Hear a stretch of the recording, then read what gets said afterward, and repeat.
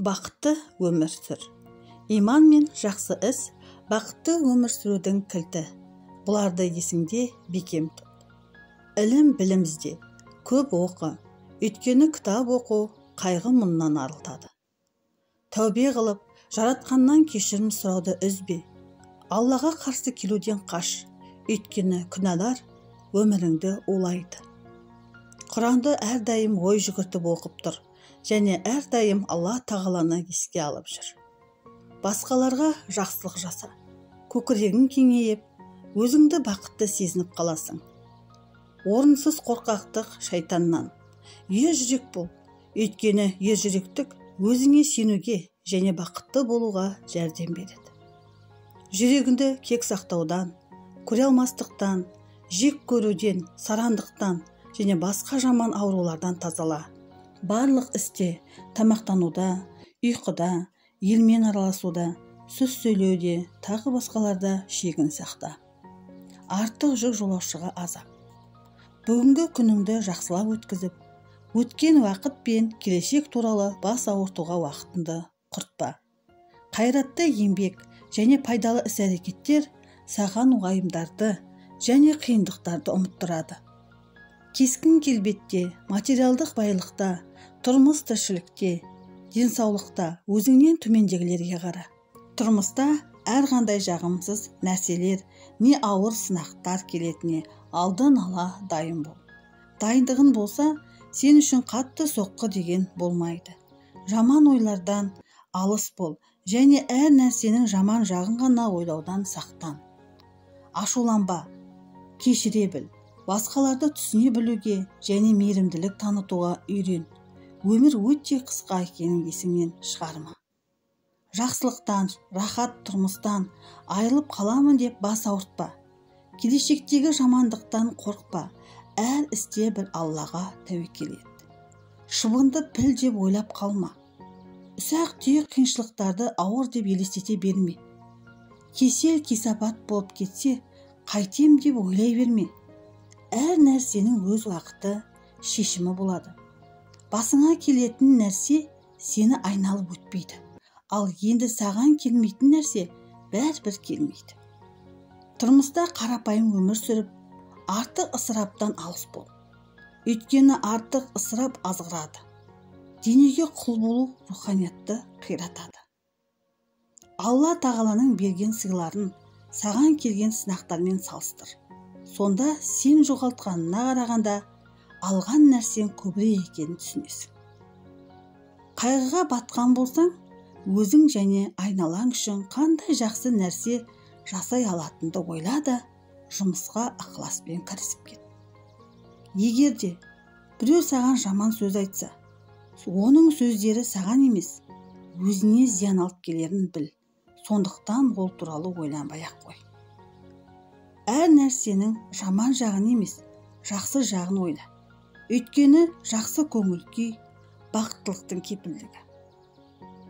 Ешкімнен саған рахмет айтуын күтпей, жаратқанның ризашылығы үшін ғана басқаларға жақсылық жаса. Өзіңе және айналаңа пайда алып келу үшін жан дүниеңе жақын кәсіпті таңдап ал.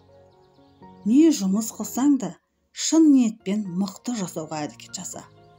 Сонда ол жұмыс өміріндегі бақытыңның бір бөлігіне айналады. Әрбір іске жігерлі бол.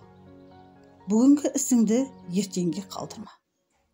Жаратқан саған берген жақсылықтар туралы көп ойлан. Ол жөнінде айтып жүр және Аллаға ризашылық білдір. Алла саған берген денсаулық, мал-мүлік, отбасы және жұмыс сияқтыларға разы бол және олар үшін шүкір қыл. Басқалардың жақсы жақтарын көруге, әрі бақылауға тырысып, ал жаман жақтары болса, көз жұмып қой. Барлық жағынан идеалды кісі болмайтынын түсін. Әрі бұл бірінші кезекте өзіңе тиесілі екені есінде болсын. Өсек аяңға көңіл бөлме. Басқалардан кемшілік іздеме және қате жіберіп, бір жаман іс жасауын күтіп, әрбір қадамын андыма. Өйткені бұл саған да, оларға да жақсылық алып келмейді. Спортпен шұғылданып, денсаулығың туралы көп ойлан. Өйткені денсаулығы таза адамның ой сезімі сергек болады. Алладан кешірім және жақсылық тілеп, әрдайым дұға қылып жүр. Ойлан және шүкіршілік ет. Жаратқан Алла өзіне берген жақсылықтар туралы ойлан. Сонда сен жақсылықтарға батып, олар сені қоршап тұрғанын байқайсың. Ол сендерге өзінен сұраған нәрселерінің бәрін берді. Бергені соншалық, егер Алланың нығметін санайтын болсаңдар, санына әсте жете алмайсыңдар. Ибрахим сүресі. Денсаулықтың мықтылығы, мекеннің тыныштығы, тамақ аз, киім-кешек, таза ауа және су, тұрақ жай және көлік, мал-мүлік және бала-шаға, отбасы және достар. Сенде барлық байлық бар, бірақ сен оны сезбейсің де, байқамайсың. Уа адамдар, Алланың күллі аспан әлеміндегілері мен жердегінің бәрін өздеріңе бағынышты етіп қойғанын, сондай-ақ сендерді өзінің жария һәм жасырын, заттық әрі рухани мұншама нығметке кенелткенін көрмейсіңдер. Лұқман сүресі 20 аят.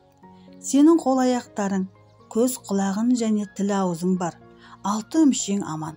Ендеше Раббыларының қай нығметін жоққа шығара аласыңдар. Рахман сүресі 13 аят. Сен аяқ басасың, қимылдайсың, естисің, көресің және сөйлей аласың. Тамсана тамақтанасың. Бұлар не, жай ғана нәрселер деп ойлайсың ба? Қаншама адамдар бар, қол-аяғы мүгедек болып, қимылдай алмай қалған, немесе соқыр, керем болып, басқаларға мұқтаж болып қалған. Қаншама адамдар бар, ауру сырқаудан ара алмай, ыңырсып, қалағанша тамақтан алмай, амалы құрыған. Жаратқанның сынағы әртүрлі болады. Дені басың сау тұрып, жынды болып, ақылдан адаспай тұрып, жаратқанның жақсылықтарын білмегенің, оған разы болып шүкір қылмағаның жарамас бауырым. Бір кедей кісі өзінің кедей өмірі және Алла оны өзінің жақсылықтарынан құр қалдырғаны туралы ғалымға шағымданған айтылады. Ғалым кедейден көздеріңді маған 100 мың алтын теңгеге сатасың ба деп сұраған.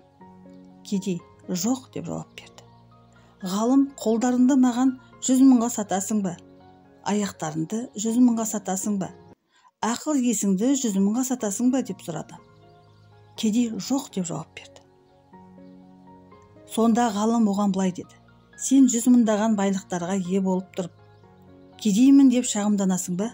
Сонда әлгі кісі қолдағы байлығы қолға түспеген жақсылықтардан да маңызды екенін және Алланың мейірімділігі шексіз екенін түсініп шүкір қылған екен. Әлбетте, сен өте зор сыйға бөленіп өмір сүріп жатқаның мен оның қадірін білмейсің. Содан соң қайғы мұңға бата бересің. Алдында жеуге ыстық наның, ішерге суың дайын. Шашасаң ұйықтап еш жиясың, 6 мүшең аман. Қолда жоғын ғана ойлап, барына шүкір қылмағаның қалай? Біраз шығындалсаң, болды, жаның қиналып, бақыттың кілті қолында тұрғанын білмейсің. Жаратқан берген есепсіз зор сыйларды ойына ілмейсің. Ойлан және шүкір етуді біл. Сондай-ақ өз болмыстарында да талай-талай айғақтың бар екені анық. Сонда да көрмейсіңдер ме? Заррият сүресі 21 аят. Өзің, туыстарың, үйің, жұмысың, денсаулығың, достарың және айнала төңірегіндегілер бәрі туралы жақсылап ойлан. Ол мүшриктер өздері өмір бойы қызғын көріп келе жатқан нығметтердің Алладан келгенін іштей біліп мойындаса да, Алладан өзгеге құлдық ұрып табыну арқылы осынау нығметтерді жоққа шығарады. Нақл сүресі 83 аят. Дегендердің қатарында болма. Өткенге қайғырма. Өткен нәрселерді көп еске алып, жоқ жерден қайғыны қозғап мұңая беру ақымақтық. Мұндай нәрсе алға ұмтылуға тосқауыл болып, өмірді іріткіге айналдырады. Ақылды адамдар өткені қайғы мұның бірталай ұмытады. Келмес жерге жіберіп, шықпас қылып бекітіп, есінен бірталай жойып тастайды.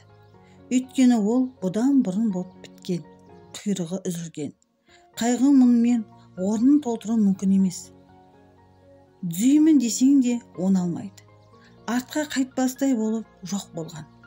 Демек, жоқ нәрсеге қайғырып, өткенге өкініп, өміріңді қорқынышты түске айналдырудың керегі жоқ.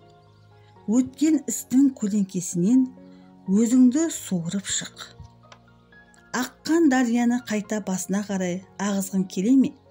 Батқан күнді қайта шығысқа қарай жылжытқың келе ме? Туылған бала анасының қарнына қайта кіре ме? Төгілген көз жасы көзге қайтып кіре ме? Демек, өтіп кеткен істерге қайғырғаның, жаныңды қинап жаншылғаның дұрыс емес. Ол бекерден бекер өзіңді өзің азаптағанмен бірдей. Өткен қайғылы істің парақтарын ашу бүгінгі күніңді жоқ қылады. Қайратыңды мұқатып, уақытыңды талқандайды. Алла тағала Құранда бұрынғы елдердің жасағандары туралы баяндап келіп, олар да өз алдына бір үмбет еді, келді де кетті деген. Демек, өткен іс өтті, бітті. Уақыт мезгілдің денесіне қайтадан операция жасаудың пайдасы жоқ. Тарихтың дөңгелегі атқа жылжымайды. Бір кездегі болып өткен нәрселерге қайғыру, бейне бір диірменде тартылған ұнды қайтадан ұңғылам дегендей, не араланған ағаш қиқымдарын қайтадан аралаймын дегендей іс. Өткенге қайғырып, жылағандар туралы өліктерді қабірден шығарма деген сөз қалған. Есекке неге күйсемейсің деп сұрағандарға ол өтірік айтқанды жек көрем деп жауап берген екен. Қазіргіміз үшін еш нәрсе жасамай, өткен істермен ғана шұғылдану біздегі ең үлкен кесел кесапат. Әсем үйлерде тұрамыз, бірақ шіріген қирандылар үшін жас төгеміз. Адам атаулының бәрі жиналып өткенді қайтарып әкелеміз десе де, қайтара алмасы анық. Өйткені бұл мүмкін емес. Адамдар артқа жалтақтап қарай беру керек емес. Өйткені амал әрекет алға қарай жүреді. Су ылдиға қарай ағады. Керуеншілер де алға қарай жүреді. Өмір керуені де осындай. Сондықтан сен де өмірдің болжанын бұзбай жүр. Бүгінгі күнмен өмір сүр. Кешке шейін тірі өмір сүрсең, таңға шейін де өмір сүретіне толық сенімді болма. Ал енді таңға шейін өмір сүрсең, міндетті түрде кешке шейін өмір сүрем деп ойлама.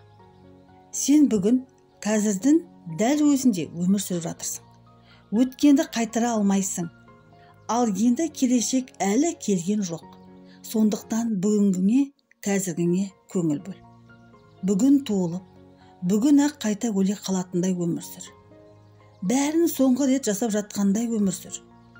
Намаз оқуға кіріскен кісі, бұл оның өміріндегі ақырғы намаз екенін білсе, онда ол намазын қалай оқитын еді? Әлбетте, бүкіл денін Аллаға қойып, өте беріле оқитын еді. Ерекше беріліп, һәм Құдайдан қорқып оқитын еді. Әрбір намазыңды солай оқып көр. Шынында сен кейінгі намазына шейін өмір сүресің бе? Өмір сүрмейсің бе? Оны білмейсің ғой. Әрдайым осылай оқымауың мүмкін. Бірақ сен соған ұмтылуың керек. Жақсы істерді жаса. Ол сенің өміріндегі ең ақырғы ісің екенін елестет. Оны сен біраздан кейін өлеріңді біліп тұрғандай орында. Сенің барлық орындаған істерің және ғибадаттарың сондай болу керек. Өзіңді қайта қайтпайтын нәрселермен, өткендерді еске алумен қинама. Өміріңді әлі болмаған келешекке қатысты қорқыныштармен алаңдатпа. Бүгінгі күнмен өмір сүр. Бүгін жасай алатын және жасайтын нәрселеріңді жасап қал. Ертеңге қалдырма.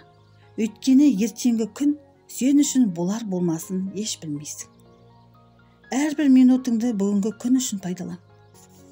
Өйткені осынау баға жетпес жақсылықтарды жасау, өзіңе және басқаларға пайда алып келу, және жаратушы иесінің кешіріміне, сыйына лайықты болу деген сөз. Бүгін қолындағы барға разы бол. Өйткені ертең сен иелік қылған нәрселер не болатынын білмейсің. Бір ақын былай деп өте жақсы айтқан. Өткен өтті мәңгілік, болашақ әлі белгісіз. Демек, бір сағат қана бар, сол сіздің еншіңіз. Егер сен бүгін бақытты болсаң, онда сен бақыттысың. Сенің өткен мезгілдегі бақытың, бұл сол мезгілдегі бақыттылық. Ол сол жақта қалды. Ал енді саған келешекте келетін бақыт, бұл келешектің бақыты. Ол алда, әлі келмеді. Сондықтан бүгін бақытты бол. Екі дүниеде де бақытты болуын қаласаң, бүгін еңбектен. Сонда сен жаратқанның жарылқауымен оған ие боласың.